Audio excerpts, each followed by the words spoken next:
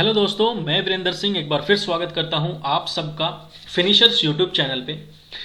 जैसा कि मैंने आपको बोला था कि 9 और 10 तारीख को जो आपका ग्राम सचिव का एग्ज़ाम हुआ है दो दो शिफ्ट में, 4 शिफ्ट में, उन 4 शिफ्ट्स में टोटल कंप्यूटर के जो क्वेश्चन आए हैं वो आपके 20 क्वेश्चंस आए हैं, यानी कि 5 की आप एवरेज मान के चलिए। हर एक पेपर में 5 क्वेश्चंस आपके आए हैं। माफ़ी चाहता हूँ, थोड़ा सा लेट एक्सप्लेनेशन आपके लिए लेके आया हूँ, लेकिन ये एक्सप्लेनेशन देखने के बाद आप लोगों को पता लगेगा कि इस एक्सप्लेनेशन में और इसके अलावा यूट्यूब पे कहीं किसी और एक्सप्लेनेशन में क्या फ़र्क है, वो अभी आप देखने वाले हैं। और आप लोगों को मैं बताना चाहता हूँ, टेलीग्राम चैनल हमने अपना स्टार्ट कर दिया है, तो अगर आपको वीडियो के साथ उसी वीडियो के नोट्स तब की तब अगर चाहिए तो आप जाके टेलीग्राम चैनल को ज्वाइन करिए। डिस्क्रिप्शन में टेलीग्राम चैनल का लिंक मैंने डाल दिया है, वहाँ पे जाके आप उसको ज्वाइन कर सकते हैं और पीडीएफ नोट्स क्लास वाइज आप ले सकते हैं। आगामी एग्जाम हरियाणा पुलिस के एग्जाम के लिए हम अभी जो कल से सीरीज स्टार्ट करेंगे, हमारा बैच स्टार्ट करेंगे कंप्यूटर का, बिल्कुल 0 लेवल से लेके 100 लेवल तक हम वहाँ पे जाएंगे, पूरा सिलेबस कवर करेंगे, रिवीजन करेंगे नोट्स के साथ। तो आप उन नोट्स को पाने के लिए टेलीग्राम चैनल को जरूर ज्वाइन करें। और आज की जो ये एक्सप्लेनेशन होने वाली है ग्राम सचिव के कंप्यूटर की, हर एक ऑप्शन को एक्सप्लेन करेंगे हम, सिर्फ क्वेश्चन की आंसर नहीं बताएंगे, हम पूरे क्वेश्चन को और उसके सारे ऑप्शंस को समझ के चलेंगे कि किस पैटर्न के हिसाब से क्वेश्चन हमसे पूछे गए हैं। एडवांस कंप्यूटर हमसे नहीं पूछा गया है, आई नो, बेसिक कंप्यूटर पूछा गया है, लेकिन बेसिक कंप्यूटर की स्टेटमेंट्स को कैसे चेंज किया गया है, कैसे बच्चों के साथ खेला गया है, और आते आते क्वेश्चंस भी कैसे सबके गलत हो गए। चलिए हम देखते हैं एक एक करके। तो 9 जनवरी सुबह की जो शिफ्ट थी, पहली शिफ्ट थी, उसकी हम बात करते हैं। सबसे पहला क्वेश्चन आप लोगों के सामने है, a dash is a mini calendar from which a data entry clerk can enter a data. यहाँ पे डेटा नहीं, यहाँ पे डेट आएगा, DATE, डेट कर लेना। कि इन 4 ऑप्शंस में से मिनी कैलेंडर यानी कि वो छोटा कैलेंडर कौन सा होता है कि एक डेटा एंट्री क्लर्क जो होता है, जो डेटा एंट्री ऑपरेटर्स होते हैं, वो किसी डेट को एंटर कर सकते हैं, डेट को उठा सकते हैं या डेट को एंटर कर सकते हैं, इस हिसाब से पूछा गया था। तो 4 ऑप्शंस आपके पास थे। पहला ऑप्शन था डेट पिकर, दूसरा ऑप्शन था कॉम्बो बॉक्स, तीसरा ऑप्शन था टेक्स्ट बॉक्स और चौथा ऑप्शन था फॉर्म। तो सबसे पहले डेट पिकर ऑप्शन के बारे में देखते हैं कि date picker is tied to a standard form input field. Date picker एक स्पेशल चीज ऐसी बनाई गई है, एक स्टैंडर्ड फॉर्म ऐसी बनाई गई है कि वो एक इनपुट फील्ड के लिए होती है, ऐसी जगह जहां पे इनपुट देना होता है। Focus on the input, click on use of the tab key, tab key पे हमें क्लिक करना होता है to open an interactive calendar. एक इंटरेक्टिव कैलेंडर को खोलने के लिए, एक नए कैलेंडर को खोलने के लिए एक छोटे ओवरले में, एक छोटे साइज में, वहां पे फिर हमें एक डेट चूज करनी होती है, या फिर उसके अलावा हम कहीं भी पेज पे क्लिक करेंगे तो हमें वो डेट वहां से, हमारी डेट वहां से चूज हो सकती है, हम क्लिक कर सकते हैं। और उसको बंद करने के लिए हम एस्केप की का यूज करते हैं। अगर डेट चूज हो गई है तो फिर फीडबैक हमें दिखेगा कि कौन सी इनपुट वैल्यू हमने डाली है, कौन सी डेट हमने वहां पे पिक करी है। तो यहां से आप एक ऑप्शन ये तो समझ ही गए कि इसका आंसर जो है वो डेट पिकर ही होगा, कि डेट पिकर एक ऐसा छोटा मिनी कैलेंडर होता है जिसकी मदद से डेटा एंट्री ऑपरेटर या डेटा एंट्री क्लर्क जो होते हैं वो डेट्स को पिक करते हैं, डेट को वहां पे डालते हैं। तो डेट पिकर यहाँ पे हो जाएगा आपका आंसर। दूसरा ऑप्शन था कॉम्बो बॉक्स। कॉम्बो बॉक्स क्या होता है? एक ग्राफिकल यूजर इंटरफेस फीचर होता है। देखो, ग्राफिकल यूजर इंटरफेस और कैरेक्टर यूजर इंटरफेस के बारे में डिस्कशन हम कर चुके हैं। क्या होता है ग्राफिकल यूजर इंटरफेस? हमारे जो होते हैं वहां पे हमें सिर्फ क्लिक क्लिक करके काम करना होता है, लेकिन कैरेक्टर यूजर इंटरफेस जो होते हैं वहां पे हमें कमांड लाइन या कोडिंग की जरूरत होती है, वहां पे कोडिंग के साथ काम होता है। तो ये क्या करता है? बेसिकली ड्रॉप डाउन बॉक्स होता है कॉम्बो बॉक्स में, इसमें लिस्ट आ जाती है, एंड और अनएडिटेबल टेक्स्ट फील्ड आ जाती है।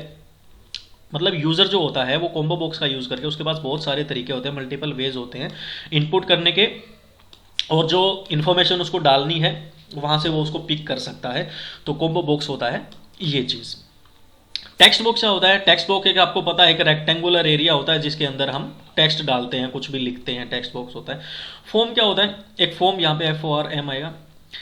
फॉर्म क्या होता है? बेसिकली गूगल फॉर्म के बारे में आपने सुना होगा। हमारे पास, हमने कोई क्वेश्चन पेपर सेट करना है, हमें कोई क्विज बनानी है जिसमें बच्चों को क्वेश्चन ऑप्शंस देने हैं, जिसको सिलेक्ट वो करेंगे और हमारे पास उनका डेटा आ जाएगा, उसको फॉर्म बोलते हैं।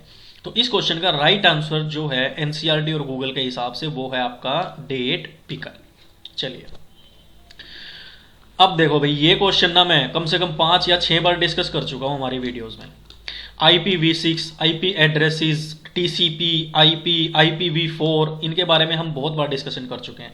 तो हमारे पास IPv4 होता है एक तो, और एक IPv6 होता है। ये दो तरह के हमारे पास IP एड्रेसेस होते हैं।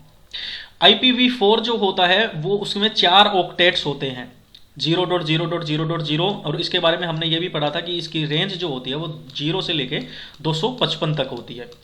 वहीं IPv6 जो होता है उसके अंदर 1 2 3 4 5 6 7 8 ऑक्टेट होते हैं। हर एक ऑक्टेट जो होता है वो 16 बिट का होता है। यहां तक बात समझ में आ गई। तो IPv6 की लेंथ क्या हो गई, 128 बिट हो गई अपने आप ही। 16 दूनी 32, 16 ती 48, 16 चौके 64, 64 64 128 होते हैं, यानी कि 4 ऑक्टेट्स का 64 और इन 4 ऑक्टेट्स का 64। तो 16 एक ऑक्टेट का साइज होता है 16, और पूरे IPv6 एड्रेस का साइज हो जाएगा 128 बिट। वहीं अगर आपसे IPv4 के बारे में फ्यूचर में कभी पूछा जाए तो इसमें 4 ऑक्टेट होते हैं और टोटल 32 बिट का होता है, यानी कि एक ऑक्टेट कितने का हो गया, एक ऑक्टेट हो गया 8 का। क्लियर है जी। नेक्स्ट क्वेश्चन पूछा था, the portion of a disk, उस डिस्क का वह भाग जो कंटेन करता है, रखता है मास्टर बूट रिकॉर्ड। एक होता है सिंपल बूट रिकॉर्ड, एक होता है master boot record. Simple boot record का मतलब हमारे पास कोई सिंपल इंफॉर्मेशन है। मास्टर बूट रिकॉर्ड या मास्टर जहां पे लग जाता है वहां पे मेन चीज हो जाती है। तो सबसे पहला ऑप्शन था आपके पास फाइल सिस्टम। फाइल सिस्टम क्या होता है, फाइल्स को रखने का एक तरीका, फाइल्स को रखने की एक जगह, या किस तरीके से हमने हमारी फाइल्स को रखा हुआ वो हमारा नॉर्मल फाइल सिस्टम होता है। तो फाइल सिस्टम इसका आंसर नहीं हो सकता। File allocation system, file allocation का मतलब क्या होता है, कहां कहां पे फाइल्स को रखा जाएगा, तो ये ऑप्शन भी नहीं होता, क्योंकि हमसे क्या पूछा है, हमसे तो वो पूछा है डिस्क का वो कौन सा पोर्शन होता है जहां पे मास्टर बूट रिकॉर्ड होता है, मेन चीज कहां पे होती है। सी ऑप्शन था boot sector. Boot sector basically master boot record इसको बोला जाता है। बूट सेक्टर का दूसरा नाम ही मास्टर बूट रिकॉर्ड होता है। ये एक MBR स्मॉल सेक्शन, एक छोटा सा सेक्शन होता है किसी भी हार्ड डिस्क का, और other storage that contains information about the disk. कोई भी हमारे पास हार्ड डिस्क होती है उसके बारे में इंफॉर्मेशन, एक जगह पे एक इंफॉर्मेशन होती है, उस जगह को बोला जाता है बूट सेक्टर, या उसको दूसरी भाषा में बोला जाता है मास्टर बूट रिकॉर्ड। एक छोटा सा सेक्शन होता है। It is located in the boot sector. ये बूट सेक्टर के अंदर लोकेट होती है ये जगह जो होती है, और ये डिफाइन करती है, बताती है डिस्क पार्टीशंस, डिस्क कितने कितने भागों में बटी हुई है, कौन कौन से भाग में बटी हुई है, as well as the code used to start the boot sequence. Cold booting और वार्म बूटिंग हमने जो पढ़ी थी उसके बारे में भी हमें ये दर्शाता है, उसके सीक्वेंस को, उसके सीक्वेंस मतलब किस लाइन में एक के बाद एक क्या आएगा, उसको ये चीज़ भी दर्शाती है कि वहाँ पे कौन सा कोड यूज किया गया है। तो आंसर तो आपका बूट सेक्टर हो ही गया, यहाँ से आपको पता लग ही गया है। चौथा ऑप्शन था कैश मेमोरी। कैश मेमोरी के बारे में मैंने पहले बताया था। It is an extremely fast memory types that acts as a buffer between RAM and CPU। RAM जो मेमोरी होती है, रैंडम एक्सेस मेमोरी, और CPU के बीच में एक बफर की तरह काम करती है। फास्ट मेमोरी होती है, जल्दी जल्दी काम करती है। तो यहां से इस क्वेश्चन का आंसर हो जाएगा मास्टर बूट रिकॉर्ड या फिर बूट सेक्टर। ये देखो भाई, कितनी बार मैंने बोला था, जो हमारी मैराथन क्लासेस से स्टार्टिंग में ही यूनिट्स का जो टॉपिक आया था वहां पे मैंने आपको दिखाया भी था, which of the following unit represent the largest amount of data. Megabyte, KB, terabyte और गीगाबाइट। तो आप लोगों को पता है KB क्या होती है, सबसे छोटी होती है। KB के बाद क्या आता है, MB आता है। MB के बाद क्या आता है, GB आता है। और GB के बाद क्या आता है, TB आता है, टेराबाइट आता है। तो लार्जेस्ट कौन सी हो जाएगी, टेराबाइट हो जाएगी, यानी कि TB हो जाएगी। एक MB में 1024 KB होते हैं, एक GB में 1024 MB होते हैं, और एक TB में 1024 GB होते हैं। तो यहां से आंसर क्या हो गया आपका, C ऑप्शन हो गया, टेराबाइट। देखो प्रोटोकॉल का टॉपिक भी हमने कितने अच्छे से किया था, मैंने कितना क्लियरली आपको प्रोटोकॉल्स के बारे में समझाया था। और यहाँ से इस क्वेश्चन का आंसर तो गलत हो ही नहीं सकता। अगर मेरी वीडियोस आपने देखी और हमारे चैनल पे जो बच्चे हमसे जुड़े हुए हैं उन्होंने अगर वीडियो देखी थी ना, तो जो हमारी मैराथन क्लास थी उसमें मैंने बहुत आराम से बताया था कि ऐसा कौन सा प्रोटोकॉल होता है जो सर्वर होता है और जो इंटरनेट होता है उसके बीच में ईमेल्स भेजने के लिए हम किस प्रोटोकॉल का यूज करते हैं। तो सिंपल सा है, simple mail transfer protocol, SMTP। दिखते ही आंसर लगाना था, इन ऑप्शंस पे तो जाना ही नहीं था। चलो इन ऑप्शंस के बारे में अगर आपको नहीं पता तो हम डिस्कस करते हैं। बॉर्डर गेटवे प्रोटोकॉल या BGP क्या बोलते हैं। ये एक स्टैंडर्डाइज्ड एक्सटीरियर गेटवे प्रोटोकॉल होता है, यानी कि बाहरी, एक्सटीरियर मतलब बाहरी और इंटीरियर मतलब अंदरूनी होता है। ये बाहरी गेटवे प्रोटोकॉल होता है जो डिजाइन किया गया है अदल बदल करने के लिए राउटिंग एंड रीचेबिलिटी। राउटिंग मतलब जो रास्ता होगा और रीचेबिलिटी मतलब पहुंचने की क्षमता। तो उस रास्ते को और पहुंचने की क्षमता को आपस में बदलने के लिए ये एक बाहरी गेटवे बनाया गया है। Information among autonomous system. Autonomous system क्या होते हैं? ऐसे सिस्टम्स जिनके बारे में जानकारी ना हो, जिनके बारे में कुछ पता ना हो, या ऐसे सिस्टम्स जो रास्ते में टकराएंगे जिनके बारे में पता ना हो, तो वहां पे पहुंचने की क्षमता और उस रास्ते को आपस में एक्सचेंज करने के लिए जिस प्रोटोकॉल का यूज किया जाता है वो होता है border gateway protocol. Real time protocol क्या होता है? एक ऐसा प्रोटोकॉल या एक ऐसा नेटवर्क प्रोटोकॉल जिसपे हम ऑडियो फाइल्स, गाने वगैरह, वीडियो वगैरह हम भेजते हैं एक दूसरे के पास आईपी नेटवर्क्स पे। मैं आपके आईपी नेटवर्क पे कोई वीडियो भेज रहा हूँ या आप मेरे आईपी नेटवर्क पे एड्रेस पे कोई ऑडियो भेज रहे हैं, तो उस चीज़ के ऊपर जो प्रोटोकॉल काम करता है कि वो चीज़ पहुंच सके आसानी से और उसी एड्रेस पे, उसको बोलते हैं रियल टाइम प्रोटोकॉल। तो आगे कभी ऐसा क्वेश्चन आ जाए तो आप इसका ध्यान रखना। HTTP आप लोगों को पता है, hyper text transfer protocol. Internet की हेल्प से हम आपस में इमेजेस शेयर करते हैं, फाइल शेयर करते हैं, वहां पे कौन सा प्रोटोकॉल काम करता है दोस्तों? HTTP, hyper text transfer protocol. और इस क्वेश्चन का आंसर क्या हो जाएगा? इंटरनेट और सर्वर के बीच में मेल्स की फेरबदल या भेजना मिलना के लिए SMTP, simple mail transfer protocol. ये देखो, पेपर से 2 दिन पहले जो मैंने एक्सेल की सीरीज स्टार्ट की थी उसकी दोनों पहली वीडियोस में ये क्वेश्चन मैं करा चुका हूँ। MS एक्सेल की एक वर्कशीट को दूसरे किस नाम से जाना जाता है दोस्तों? अगर आपने वो वीडियो देखी थी तो आपका ये क्वेश्चन एग्जैक्टली ठीक हुआ होगा। डेटा रोम, रोम के अंदर का डेटा जो होता है उसको डेटा रोम बोल रहे हैं। डेटा सेट, एक डेटा सेट होता है डेटा का कलेक्शन, डेटा का संग्रहण, जिसको डेटा सेट बोला जाता है। ROM क्या होती है? रीड ओनली मेमोरी, हमारी सेकेंडरी मेमोरी होती है, इसके बारे में भी हम डिस्कस कर चुके हैं। तो वर्कशीट को दूसरे किस नाम से जाना जाता है दोस्तों? स्प्रेडशीट के नाम से जाना जाता है। मैंने कितनी बार आप लोगों को ये क्वेश्चन कराया था और आई होप यह क्वेश्चन सबका ठीक भी होगा।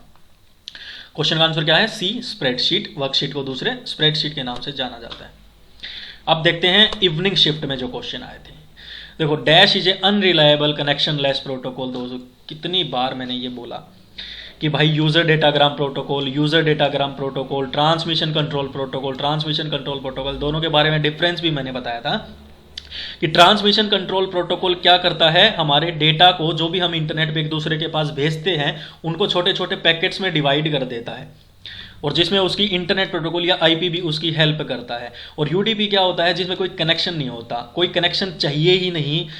सोर्स और डेस्टिनेशन आपके और मेरे बीच में डेटा बेटा भेजने के लिए या आपस में किस फाइल्स का लेन देन करने के लिए हमें किसी कनेक्शन की ज़रूरत होती ही नहीं है। तो वहाँ पे कौन सा प्रोटोकॉल काम करता है? यूज़र डेटाग्राम प्रोटोकॉल, यानी कि यूडीपी वहाँ पे काम करता है। तो क्वेश्चन का आंसर हो जाएगा यूज़र डेटाग्राम प्रोटोकॉल। ये देखो दोस्तों, मैराथन क्लास के शुरुआत में ही जहाँ पे यूनिट्स का टॉपिक आया था वहाँ पे मैंने आपको बताया था कि byte, bit, nibble, octet, kilobyte, megabyte, gigabyte क्या होते हैं। तो देखो यहाँ पे आपको दिख रहा होगा, एक बाइट या एक ऑक्टेट जिसको बोलते हैं वो 8 बिट के बराबर होता है। ठीक है, 8 का आधा कितना हो गया? 4 हो गया। तो 4 बिट यानी कि निब्बल। तो क्वेश्चन का आंसर क्या हो गया दोस्तों? निब्बल हो गया। बाइट तो हो नहीं सकता क्योंकि बाइट का तो आधा पूछा है, बाइट का आधा बाइट तो हो ही नहीं सकता।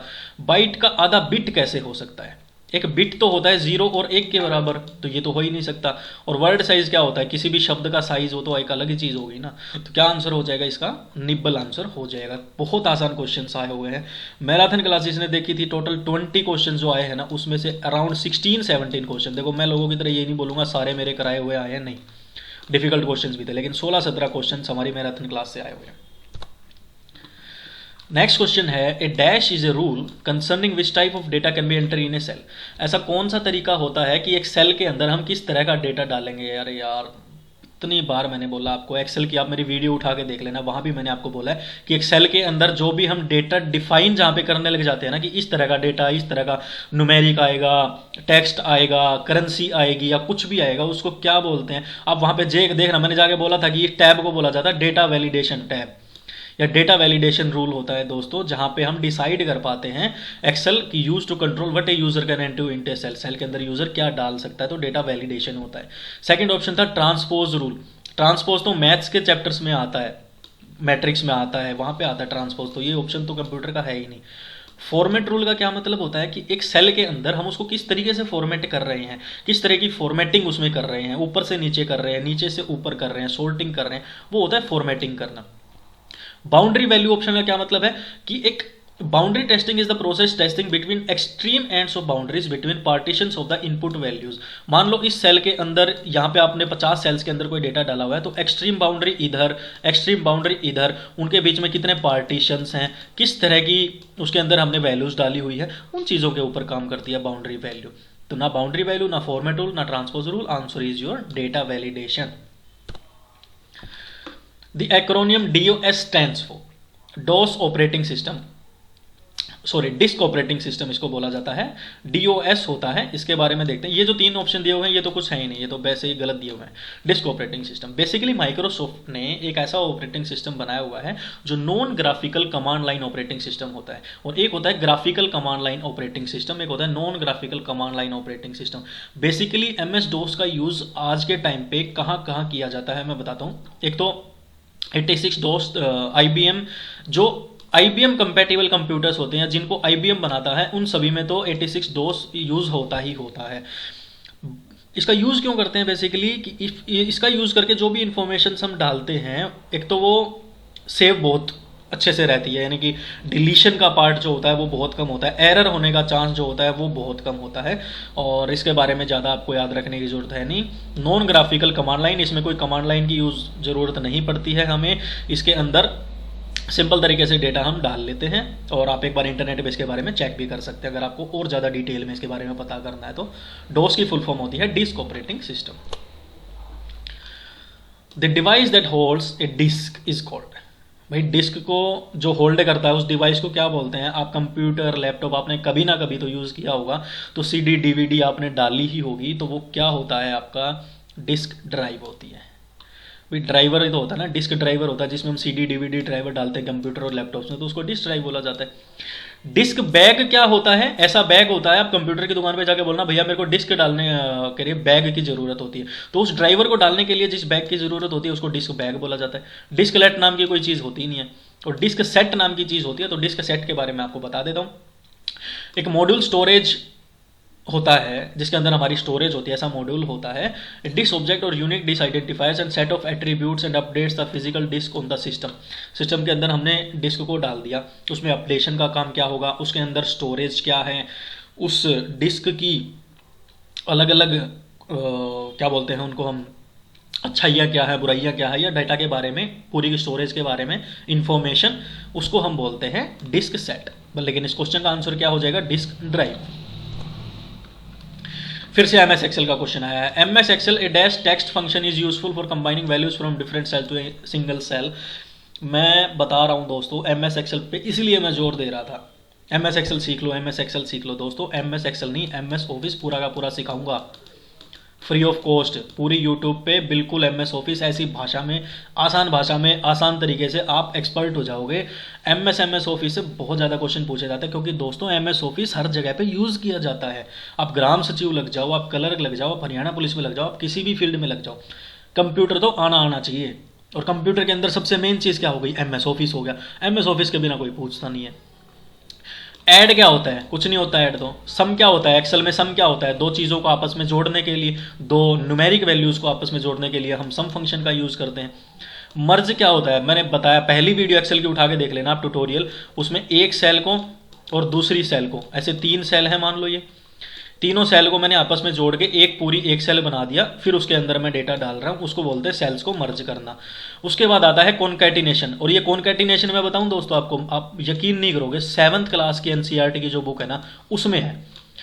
अब आप ये सोचो कि आपसे पता नहीं कैसा क्वेश्चन पूछ लिया भाई साहब, 7वीं क्लास की क्लास का क्वेश्चन पूछा है बच्चों से ग्रेजुएशन लेवल के एग्जाम में, और बच्चे पता नहीं क्या क्या बोलते रहते हैं। कॉन्सार्टिनेशन या कॉन्कैटिनेशन एक ऐसी टर्म होती है जो स्ट्रिंग वैल्यूज को आपस में जोड़ती है, या एक सेल में दूसरी सेल में, दोनों में डेटा डला हुआ है, दोनों में टेक्स्ट वैल्यू डली हुई है, इन दोनों को सिलेक्ट करके और प्लस या एंड ऑपरेटर, इन दो चीज़ों का यूज, इन दो सिंबल्स का यूज करके हम कॉन्कार्टिनेशन करते हैं दो सेल्स के डेटा को आपस में कंबाइन करने के लिए। तो option C is your right answer for this question. चलिए अब 10 जनवरी का मॉर्निंग शिफ्ट का देखते हैं। सबसे पहला क्वेश्चन था द साइज ऑफ रजिस्टर्स। अरे रजिस्टर्स के बारे में मैंने आपको माइक्रो प्रोसेसर्स का जब टॉपिक कराया था ना, आप प्लेलिस्ट में जाना ग्राम सचिव वाली में, और माइक्रो प्रोसेसर्स की मैंने अलग से वीडियो बनाई थी जिसमें RISC CISC रजिस्टर्स के बारे में हमने पढ़ा था। वहाँ पे इस रजिस्टर के बारे में ये बात मैंने बताई हुई है कि रजिस्टर्स का साइज, जिसको किसी और नाम से भी जाना जाता है, जो इंडिकेट करता है, दर्शाता है कि डेटा का अमाउंट कंप्यूटर के अंदर कितने दिए हुए कितने टाइम में वो काम कर पाएगा, वो डेटा एक्सेस हो पाएगा, प्रोसेस हो पाएगा, उसको दूसरी भाषा में क्या बोलते हैं भाई साहब? रजिस्टर वर्ड बोलते हैं, बताया था। Sometimes needs to register all the ways you can use the word register as a noun. It means the actual book that you record things in. असल में रजिस्टर वर्ड जाता है, एक्चुअल की चीजें उसी के अंदर स्टोर होती है और वही हमें बताता है, रजिस्टर्स को दूसरी भाषा में रजिस्टर वर्ड बोलते हैं, वही हमें बताता है कितना डेटा है कंप्यूटर के अंदर और वो कितने टाइम में काम कर पाएगा। क्लियर है? वर्ड साइज, फिर से एक वर्ड का क्या साइज होता है ये तो ठीक है। रैम, रैंडम एक्सेस मेमोरी, इसके बारे में मुझे बताने की जरूरत है नहीं। ऑक्सिलरी साइज क्या होता है? बेसिकली 3.5 mm की जो आप ऑक्स केबल लगाते हो ना, ये उसके बारे में होता है ऑक्सिलरी साइज। कभी किसी ने इसको मार्क कर दिया हो, ये गलत है। रजिस्टर वर्ड आपका इसका राइट आंसर हो जाएगा। Registers are type of computer memory used to quickly accept, store and transfer data and instruction that are being used immediately by the CPU। CPU के पीछे वाला जो हिस्सा होता है, वहां पे राइट साइड में बीच में एक रजिस्टर यहाँ पे होता है। ये CPU की हेल्प करता है जल्दी से जल्दी डेटा को प्रोसेस करने में, इंस्ट्रक्शंस देता है CPU को, जल्दी से जल्दी काम करो भाई, जल्दी से जल्दी एक्सेप्ट करो इनपुट, जल्दी से जल्दी फिर डाटा को स्टोर करो, जल्दी से जल्दी फिर डाटा को ट्रांसफर करो। ये काम होता है रजिस्टर्स का। क्लियर दोस्तों? चलिए, एक monitor's dash is the number of times per second the electron guns can scan every pixel on the screen। एक कंप्यूटर की स्क्रीन के अंदर हर एक पिक्सल, इलेक्ट्रॉन गन जो होती हैं वो हर एक पिक्सल को स्कैन करती हैं। उसके बारे में पूछा गया था कि उसको क्या बोलते हैं, कि number of times per second, एक सेकंड में कितनी बार जो होता है वो इलेक्ट्रॉन गन जो होती हैं वो कंप्यूटर के स्क्रीन के हर एक पिक्सल को स्कैन करती हैं, उसको क्या बोला जाता है? तो स्पीड तो उसको बोल ही नहीं सकते, आंसर यहां से तो पता लग रहा है। अब रिजोल्यूशन ऑप्शन जो था और रिफ्रेश रेट ऑप्शन जो था, इस दो में बच्चे हुए कंफ्यूज। तो इन दोनों में देखो डिफरेंस आज ही सीख लो, आगे से गलत ना हो। रिजोल्यूशन क्या होता है?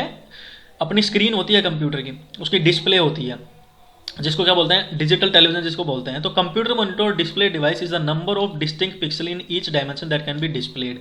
तो पूरी डिस्प्ले के अंदर, अब आपको देखो इस पूरी डिस्प्ले पे राइट साइड में और लेफ्ट साइड में तो ब्लैक दिख रहा है, बीच बीच में आपको स्क्रीन दिख रही है, या जो मैंने लिखा हुआ है PPT आपको दिख रही है। तो ये तो क्या हो गई? हमारी डिस्प्ले हो गई। तो हमारी डिस्प्ले का ये तो क्या हो गया? रिजोल्यूशन हो गया, कि इतना पार्ट दिख रहा है, इतना पार्ट ब्लैक दिख रहा है और इतने में हमारा जो काम हो रहा है वो हो रहा है। तो ये तो होता है हमारी स्क्रीन का या डिस्प्ले का रिजोल्यूशन। रिफ्रेश रेट जो होता है वो होता है the number of times in 1 second that the electron guns read rows the entire image is called the refresh rate and is measured in hertz. और ये हर्ट्ज में नापा जाता है दोस्तों।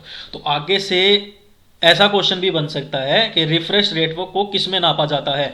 हर्ट्ज में नापा जाता है। या फिर ऐसा भी पूछ सकते हैं, a monitors dash is the number of times per second that electron gun can scan very pixel on the screen, और यहां पे लिख देंगे रिफ्रेश रेट सॉरी, उसको किस में मापा जाता है? तो हर्ट्ज में मापा जाता है दोस्तों।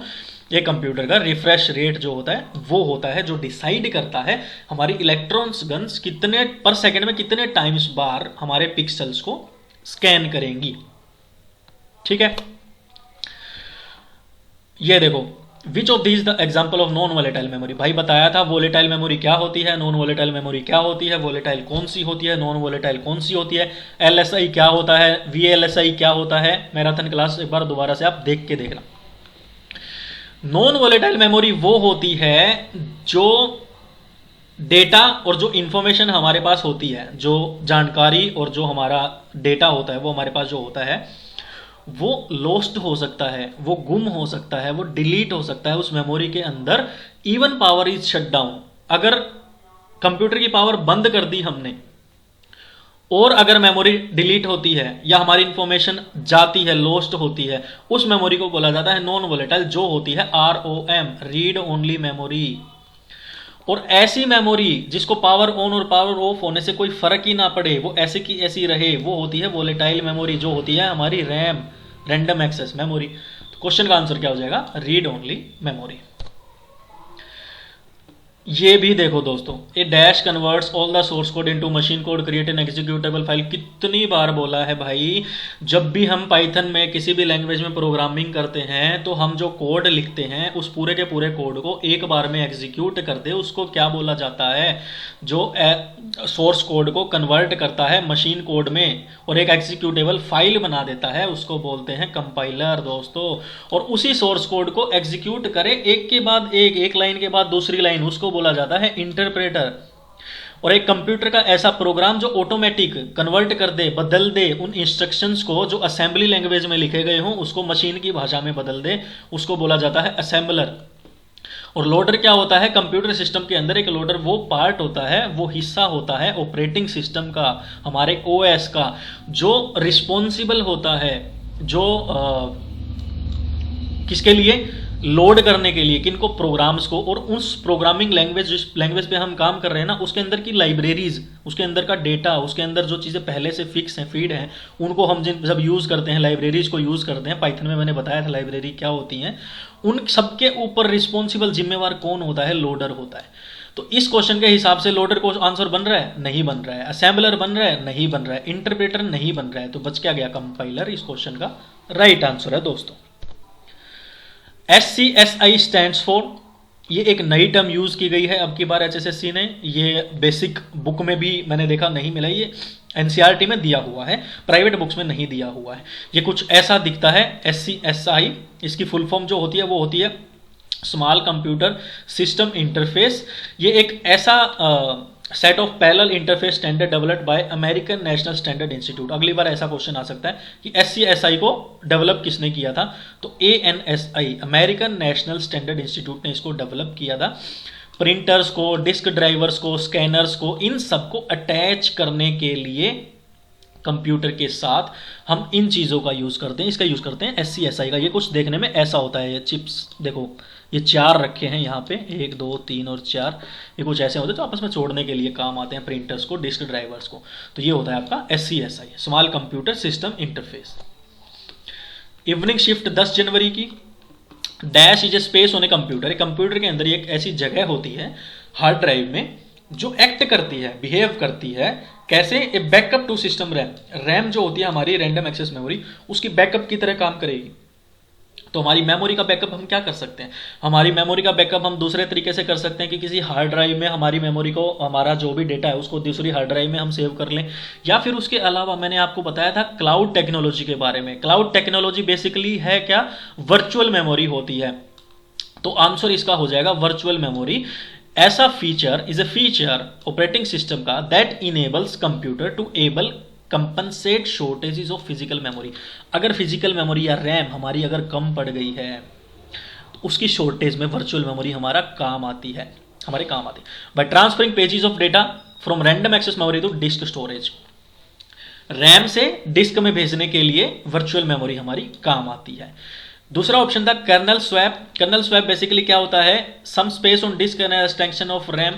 रैम की कुछ जगह को प्रयोग में लाता है, यूज करता है, कुछ रैम की कुछ स्पेस को, डिस्क की कुछ स्पेस को यूज करता है as an extension of RAM. RAM के दूसरे जगह पे या दूसरी जगह पे रैम की एक्सटेंशन में यूज कर लेता है कि यहां पे थोड़ी सी रैम की मेमोरी में सेव कर देता हूं डिस्क की स्पेस को, जगह को यूज करके। तीसरा ऑप्शन था spool. Spool is a round object on to which, ये देखो, ये आपको दिख रहा होगा फोटो, एक स्पूल होता है, कोई फिल्म होती है, टेप होती है, कोई धागा होता है, उन सबको मशीन के अंदर डालने से पहले हम जिसके ऊपर उसको लपेटते हैं, चढ़ाते हैं, उसको स्पूल बोला जाता है। मैंने फोटो यहाँ पे लगा दिया, देख लेना। आंसर क्या हो गया, वर्चुअल मेमोरी। वो मेमोरी होती है हमारे कंप्यूटर के अंदर जो एक्ट करती है एज ए बैकअप, यानी कि एक बार एक चीज जो है हमें उसका बैकअप चाहिए, एक बार अगर वो खराब भी हो जाए तो हमारे पास उसका बैकअप रहे, बाद में हम उसको यूज कर सकें, उसके लिए वर्चुअल मेमोरी यूज की जाती है। The time required to move disk drives read write head to specific location on a disk. कितना टाइम चाहिए होता है हमारे डिस्क ड्राइव की रीड राइट, रीड करने की क्षमता, राइट करने की क्षमता को मूव करने के लिए, एक डिस्क में स्पेसिफिक जगह पे मूव करने के लिए कितना टाइम रिक्वायरमेंट होता है। पहला ऑप्शन था सीक टाइम, दूसरा ऑप्शन था टर्न अराउंड टाइम, तीसरा ऑप्शन था लेटेंसी, चौथा ऑप्शन था अराउंड टाइम। तो लेटेंसी के बारे में बात करें तो नेटवर्किंग में यूज होता है लेटेंसी वर्ड। लेटेंसी बेसिकली नापता है, मेजर करता है उस टाइम को जो डेटा है वो अपनी डेस्टिनेशन तक, जहां पे हमें डेटा भेजना है वहां तक पहुंचने में कितना टाइम लगता है, उसको बोला जाता है लेटेंसी। तो लेटेंसी इज हो गया रॉन्ग। राउंड टाइम का मतलब होता है हमारी डिस्क हमारे कंप्यूटर के अंदर डलने के बाद जो घूमती है उसकी स्पीड, वो उसके टाइम को नापने के लिए राउंड टाइम का यूज होता है। टर्न अराउंड टाइम मतलब एक डिस्क एक जगह पे कितनी देर घूमगी, एक मतलब एक सर्कल पूरा करने में कितना टाइम लगा, टर्न अराउंड टाइम। ऑप्शन बच गया सीक टाइम। सीक टाइम होता है for the read write head to move to the correct track on the magnetic disk is called seek time. तो सीक टाइम वो टर्म होती है जिसका यूज किया जाता है हमारी डिस्क को या हमारे डिस्क को ड्राइव को मूव करने के लिए और उसके रीड राइट जो उसका टाइम है उसको पता करने के लिए जिस टर्म का यूज किया जाता है वो होती है सीक टाइम। तो इस क्वेश्चन का आंसर है सीक टाइम। कितना इजी क्वेश्चन है। एमएस वर्ड में लेटर्स को बोल्ड करने के लिए क्या यूज किया जाता है, सबको पता है, पूरी दुनिया को पता है। कंट्रोल प्लस बी का यूज करते हैं हम किसी भी टेक्स्ट को बोल्ड करने के लिए, थोड़ा सा डार्क करने के लिए, मोटा करने के लिए, काला करने के लिए। दूसरा ऑप्शन था ओल्ट प्लस बी। ओल्ट प्लस बी का यूज किया जाता है बुक मार्क को ओपन करने के लिए। इंटरनेट का यूज करते करते कई बार हमें कोई वेब पेज ऐसा पसंद आ जाता है, वहां पे कुछ ऐसी इंफॉर्मेशन होती है जिसपे हम राइट साइड में राइट क्लिक करके और उसको bookmark as a bookmark save कर देते हैं। अब उस बुक मार्क को ओपन करने के लिए हम ओल्ट और बी का यूज करते हैं। कंट्रोल प्लस एंटर का हम यूज करते हैं, मान लो वर्ड पे हम काम कर रहे हैं और हमें नए पेज पे जाना है, नया पेज ओपन करना है, तो कंट्रोल प्लस एंटर का यूज करते हैं। ओल्ट प्लस एंटर का यूज करते हैं एक्सेल के अंदर दूसरी नई लाइन बनाने के लिए। एक लाइन पे काम कर रहे हैं, ओल्ट एंटर किया, नई लाइन बन गई, नई लाइन पे काम शुरू कर दिया। Answer is control plus B. So thanks for watching and share with your friends. दोस्तों पूरा का पूरा 20 के 20 क्वेश्चंस की एक्सप्लेनेशन आप लोगों को मैंने दे दी है और टेलीग्राम चैनल को जरूर ज्वाइन कर लें। कल से ही हम हरियाणा पुलिस की तैयारी शुरू कर रहे हैं बहुत जोर शोर से, बेसिक से लेकर एडवांस लेवल तक का, बिल्कुल इजी वे में, आसान से आसान तरीकों में, आसान से आसान टिप्स एंड ट्रिक्स के साथ हम कंप्यूटर पढ़ने वाले हैं। बहुत ही इंटरेस्टिंग होने वाली है ये जर्नी। 70 से 74 दिन जो बचे हुए हैं हरियाणा पुलिस का एग्जाम में कंप्यूटर का कोई भी क्वेश्चन गलत नहीं होगा। ग्राम सचिव में एवरेज 5 से 6 क्वेश्चन पूछे गए हैं, हरियाणा पुलिस में भी एवरेज 7 से 8 क्वेश्चन पूछे जा सकते हैं। कमेंट करके जरूर बताना आपके कितने क्वेश्चंस कंप्यूटर के ठीक हुए हैं और मिलते हैं फिर नेक्स्ट वीडियो में एक नए दिन और एक नई शुरुआत के साथ। धन्यवाद दोस्तों।